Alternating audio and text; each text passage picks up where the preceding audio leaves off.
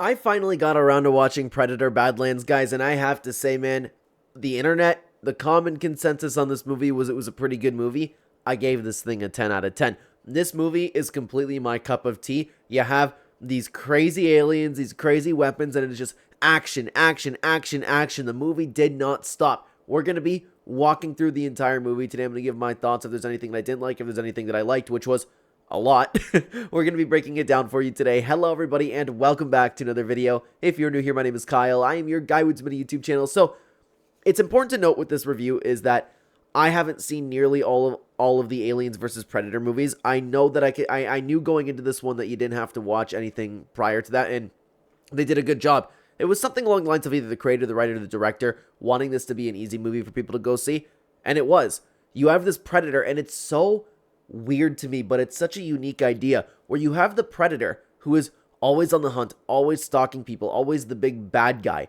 You have it, and everything's actually trying to hunt the Predator. I love the idea for this movie. So we start off, and we have our main character, Deck. We have the main Predator of the movie, and he is the weakest hunter, and he's so weak that the father wants to kill him for being weak. This movie does not stop at all. It's like from the get-go, we're already seeing awesome fights. He's already attacking his brother, or he's trying to prove himself. We see a crazy Predator fight right away. There's a little bit of talk about this big monster named the Calisk, and it's on this planet, and I don't remember if it was Genna or Jenna. Regardless, it was this planet full of the worst creatures of all time, and the Calisk is the unkillable monster to the point where the father, who seems to be like the big bad predator, like the boss of all the predators, to the point where the father even fears the Calisk. So to prove himself, Deck's like, I will go in, I will take the Calisk, I will bring it home for my trophy, and I want my cloak, I want to be part of this clan. It's a cool premise for a movie, and it was really weird to see the predators actually communicate to each other. The humans had a name for them, but I don't really remember. I think it started with a Y. Yo something. I don't really remember. But anyways, I'm calling them the predators. So the father wants to come kill before he could even go on his hunt. The brother he's even talking to the father, saying he deserves a hunt. He deserves a hunt. Let him prove himself. He was going to go to this planet. So what his brother does is, because when he was about to be executed, he tossed him the ship, activated it for him, and Deck had to watch as his father executed his brother. And this is where we kick off the movie. And even then, this is what, 5 minutes into the movie, 10 minutes into the movie, and I'm already my eyes are glued to the screen. The way they presented everything, the fight was awesome. The way that the main predator, for somebody who can't really talk, we're not even seeing English here. The way that he's able to display emotion, just banging on the glass, can't do anything, or whatever that glass is made of. The predator can't break through. The father kills the brother, and then he ends up taking off into this new planet where it's Genna or Jenna. I'm sorry, I'm just going to call it one of them moving forward. But already, I went to go see this with my parents. I looked at my dad, and I was like, so far so good. And the movie just did not stop. I enjoyed it from start to finish. Even I was so impressed the entire time, because even we had this great scene that we just watched where the father ended up executing the brother. We go straight into the sky where the predator is clearly grieving. He doesn't know what he's doing. And just the effects of him crash landing on the planet, falling through the sky, and even the bird is just trying to eat him. Everything on this planet is trying to either kill you or consume you. And again, it's so weird to see the predator in the opposite side of the coin over here, and it's a weak predator, and it's a predator that we actually saw, have some sort of character development. So he crash lands, and the forest is trying to kill him all of a sudden. The guy's looking for the Calisk, but there's nothing that he can do. He barely escapes from the forest, and I'm worried as we continue on with this movie that I'm going to have a little bit less to say, because what am I supposed to say? Oh, so the forest tries to kill him. He does a good job. The bugs try to kill him. He does a good job. I don't want to start having a review just like that. But there's all of these vines that are constantly trying to get him, trying to steal his stuff. Very well done. He barely gets by just to watch this giant canyon, and he has a ton of ways to go, and he doesn't even know where to find the Calisk. But as we continue on, this is where we're introduced to Thea. I almost said Tessa. Sorry about that. We're introduced to Thea. And of course, we knew that this character would be part of the movie with the trailer. And I thought it was just going to be a human girl who lost her legs. Didn't really know how to explain that one, but I was like, I don't know how the human ended up on that planet. Maybe some Avatar mission or something like that. But it's not. She's an android, and I liked it a lot better in that case, because one thing that I was a little bit worried about this is I was a little bit worried they were going to do, a whole girl power thing where she's going to prove that even though she doesn't have legs and she's human, she can keep up with the Predator. I thought that's where that movie might go, but I do have a good history with Predator, so I'm going to give it a nice chance. I like the fact that she was an android, so it made a lot more sense for the human actually helping out the Predator. But there's nothing that she can do. She was trapped in a bird's nest, and she was giving a lot of advice on how to survive the world. She's an android. They studied the planet. The Predator is so, like, hell-bent on proving himself to his clan, proving himself to his father, that he refused the help and said that he's traveling alone. She tries to give him advice. He ends up getting paralyzed. And it's ridiculous. Like, he gets paralyzed and he has to watch as this giant bird will eat him. But the last second, he throws his weapon over to Thea, and Thea ended up having saved the day. Reluctantly, he ended up taking her with him. He wants to travel alone. She's trying to explain about him, like, the importance of a pack and things like that. And again, I liked the way that they did this, and they had the Predator actually, have a little bit of feelings. He realized towards the end of the movie that having a clan, having a pack is important. So the way that he gets by it is he just calls her a tool, an information tool. So he drags her around, and that was pretty funny, to be honest with you. When I was talking to my dad, he really didn't like this part because it's a Predator movie. It's supposed to be like a little more badass, but I kind of like the fact that they didn't overdo it when she met him, because she's an android, and whoever programmed her, they said mother, but I don't think they ever dove into who mother exactly was. Mother ended up giving her feelings so she could understand the creatures more. And it was interesting to see her perspective on this too as an android, because the Predator doesn't understand the world and he's just trying to like brute force his way through everything. But she's showing him as they travel that you need to understand. You need to understand what they want. You need to understand their intentions. She feels bad for a bunch of creatures too. Like, they came across those bugs in the valley. He goes, they're just hungry. Just bring them a couple things. And I like that the Predator ended up using that type of stuff at the end of the movie. But he reluctantly, like I said, teamed up with her. He's carrying her, and she's just yapping away. Oh, so what's your language? What's this? What's that? What's that? It went on for the perfect amount of time where I chuckled a couple times, and then they stopped. I kind of liked how the Predator literally treated her like a tool and just like was chucking her around, and eventually started carrying on her back like a backpack and just said, hey, yeah, you can yap that way. I enjoyed it all. So they were going through the world. The Predator is having some cool scenes. All of the monsters are cool. All of the environment's cool. Like, even this little bug or slug that he wanted to eat, boom, and then he flung it and it just blew up. It was nonstop with this movie. I loved it so much. But then we do stop at a little bit of a particular scene, and the Predator needs to eat. He was hungry, and he's still refusing help. And because he refused help, he walked into razor blade grass. Whoever thought that was an idea, man, like, this entire world building was really fun. So he wants to kill this, like, rhinoceros looking thing, but other people are on the hunt as well. And this is where we're introduced to what we didn't know at the time was the calyx child, the little monkey looking thing. The Predator and the monkey tried to get food, and they were fighting each other while trying to fight that beast. And the Predator was the one who ended up actually killing the beast. But I liked what we've seen. The little monkey wanted to team up with the Predator, did not, so they were going to get eaten. The monkey went in, and it has like it has a hard back, I guess you can't chew on, so it broke like the big monster's teeth. What do you even call that thing in the trees, by the way? There was that thing that was crawling around the trees. It looked like it was actually the creature from the vines at the beginning, but I'm not sure if that's the case. All of it was awesome. The Predator ended up getting some food, and Thea ended up actually convincing the Predator for the first time to share some of his food. And you could see even the expression in the Predator's eyes that he was kind of like warming up. He was warming up to the android. He was warming up to the monkey. I forget, did they name him Bud? Is that what it was? I'm sorry, that's escaping my memory, but I'm just going to keep calling him the blue monkey or something. The blue monkey was excellent. He was kind of like just your regular pet, except like creepy. We had a fun moment where he was mimicking the Predator, and you could see the Predator almost enjoying it, but Thea ended up figuring out that he was grieving. Maybe that's why he just didn't want anybody part of his clan. Plus, that's like, I guess, the Predator way. You have to hunt alone. That's what he kept saying. I like the little downtime that we had. We actually had a little bit of character development. And she was explaining to the Predator the importance of a pack, explaining about what a wolf is. But I'm jumping the gun a little bit. The worst part about the entire movie, the worst part in a good way, like in the sense where it got me up my feelings, man, is when the Predator, you think that he's getting some feelings. You think that, okay, maybe he found his pack. This is how they're going to kill the calyx. He goes, yeah, we hunt alone, and just leaves the monkey while he's sleeping. And as it continued, I didn't think we were going to see it again. I was like, oh my god, he actually just got up and left him. Insane. I felt so bad because it was so happy. It spit on them to like mark his clan.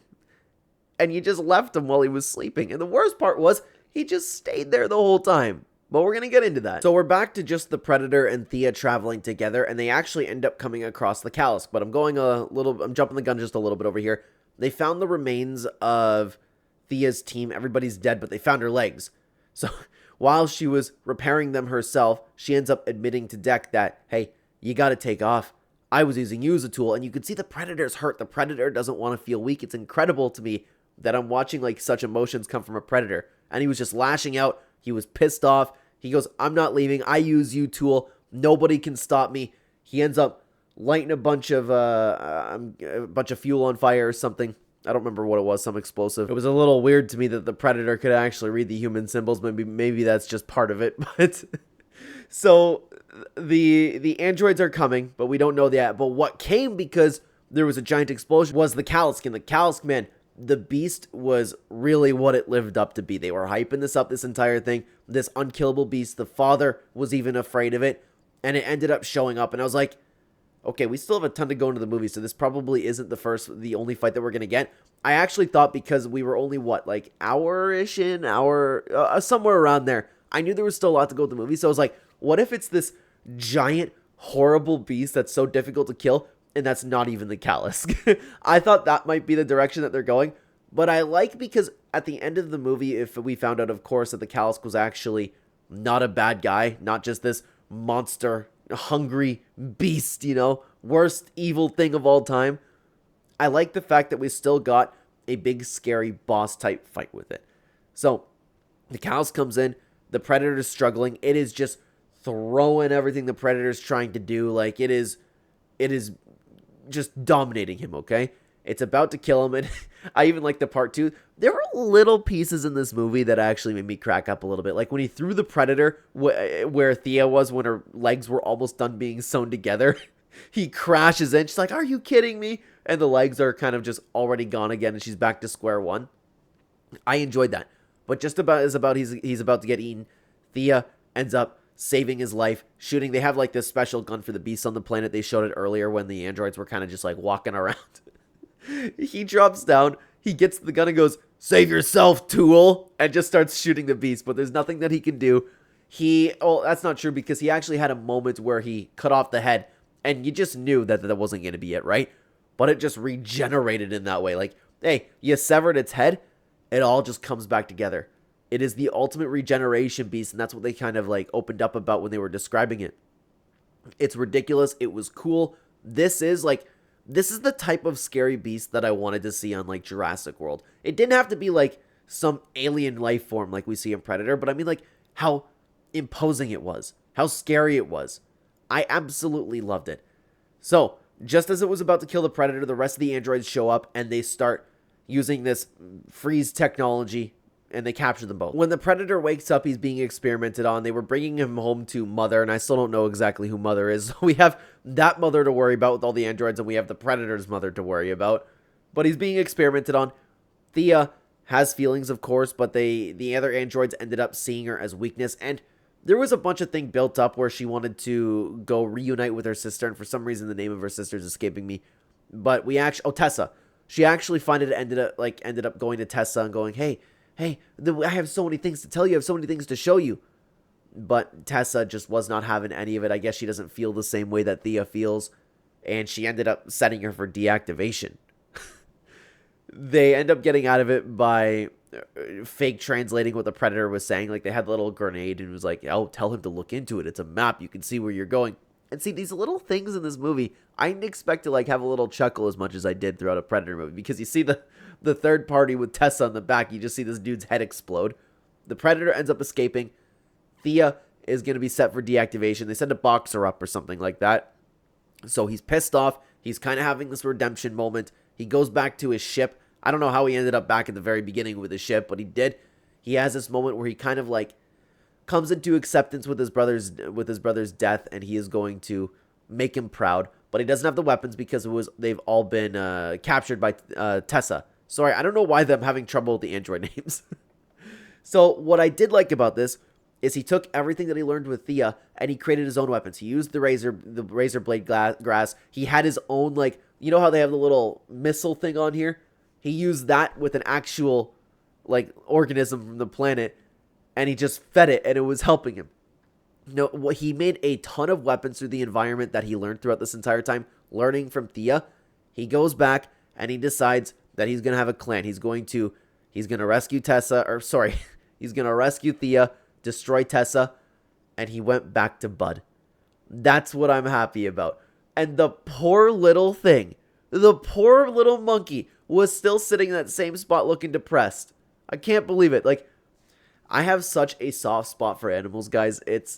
I feel so bad for it. Imagine, like, leaving a dog out there. He was so happy to actually have a clan again. But what the Predator ended up realizing was Bud was actually Kalisk's child. Because I guess, like, he took the saliva or something, or the blood that was on him, and he sensed it. He's like, oh, you know what we're going to do? We're going to release the Kalisk. So he goes in. We have a pretty cool fight scene where the Predator's taking on people, Bud's helping him. And even, like, when Bud was trying to blend in after being told to just stay put because he wouldn't blend in, I can't believe that this movie had humor that worked. They did not overdo it. That's what I loved about it. They didn't do, like, something out of like a Marvel movie, you know? And I love the Marvel humor. But this was a movie that I enjoyed taking seriously. And it was just every once in a while that we kind of got a little laugh throughout it, right? So there's not much breakdown. You have Tessa who wakes up. You have the fight scene with the legs.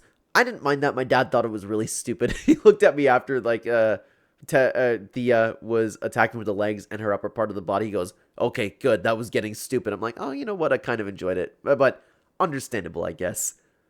They end up freeing the Kalisk, and the Kalisk just starts going crazy. And I like the fact that we got to see the Kalisk as well. And the Kalisk was a good guy. So we saw him as a bad guy. We saw him as a good guy. Or maybe it was the mother. I guess it doesn't matter for the sake of the video, right? We have an awesome fight scene with this giant mech that Tessa's piloting. And the Kalisk is ripping it apart. But it's too big. It's too powerful. They kind of understand how this world works. And it was evident just by Thea's knowledge in general. They have this giant chainsaw type thing. It just never stopped with all of the weapons, all of the aliens, all of the different things that have been happening in the environment. This movie was go, go, go, go, go at a wonderful pace. We saw an excellent fight scene at the end. The Predator was the one who actually ended up getting the kill at the end of the day, hiding underneath something that, like a crater, something that Tessa ended up picking up. And unfortunately, you know what's funny is I was kind of thinking this while I was watching the movie.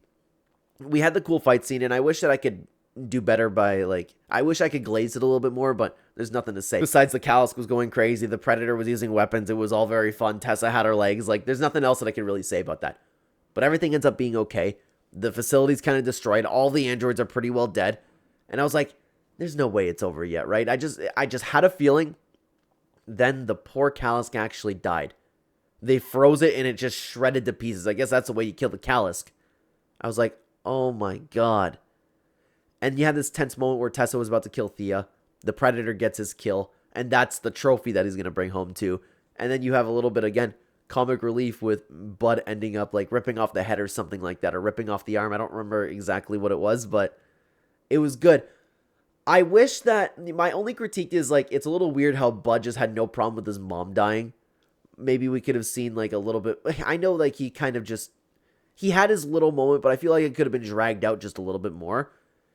Regardless, he ended up reuniting with Thea. Everything ended up being okay, and then he just said, like, Wolf, we got our pack here. This is where I belong. But the movie just does not stop. I thought we were going to have the movie end there, but he decides to actually go back to his old planet. I didn't think that he was just going to go back for revenge. I thought they were going to go like some sort of route where, oh yeah, he realized that he actually doesn't need to be part of the clan. He realized that solo hunting like this is ridiculous. And there is now construction. There's been construction workers outside my window for a little while, like working on I live, there's a plaza across the street over here. Since I'm almost done with this review, I'm just going to deal with it. I'm going to talk because I'm not going to wait for hours for them to be done. So apologies if the mic is picking anything up. But my point that I was getting at is I thought he was going to have this big lesson where he's like, I need a family. I don't need to prove myself to my father. My father's evil. But he goes right back there with Thea, with Bud, and Bud's all grown up already, so I don't know how much time has passed, but he brings in the android head and goes, "That's my trophy, I'll take my cloak." The father basically just laughs at him, sends 2 people to kill him, but now Deck is a good fighter. The Predator just kills those people, no problem, and he goes 1-for-1 with his father, and we had another really cool fight scene. They're battling, he uses the ship to see where the Predator is cloaking, and what I loved, he killed the father the exact same way that the father killed his brother. While he was invisible, the little blades through the hand, chopping off the arm, renders him helpless with that little, like, I don't know, pyramid-looking device. The father, it basically begs for his life, but he's not having any of it. He just flat out kills him. He takes the cloak, and now he is officially his own predator, but a part of his own clan. And the movie concludes with more predators showing up, and it's the mother that he has to worry about now. So hopefully we continue on and get more movies like this with the Predator Badlands and this particular Predator in general. I gave this a 10 out of 10. This is straight up my alley for something that I like to watch. It never stopped. Everything was interesting. There was so much love and so much care put into this movie. And why can't something like Transformers get this? Where, hey, I go to Predator, I want to watch the Predator kill things. And that's what we got for 2 hours. And we actually got a little bit of humor throughout it, which was the perfect amount. We actually ended up getting a Predator with character development, feelings, and language. I thought this was an excellent movie. I am so happy that I went to go see it in theaters. I was originally just going to wait because nowadays it's difficult to get out of the movies now that I have a child, but my wife stayed home. It was a late night. I'm on vacation this week from work, and my parents wanted to go see Predator as well, so I'm just very happy that I got around to it. Let me know what you think about this down below. Thank you so much for watching. If you want to check out another movie review or something movie, TV talk, YouTube thinks you'll like this video the best. Thank you so much for being here, guys. Take care, everybody.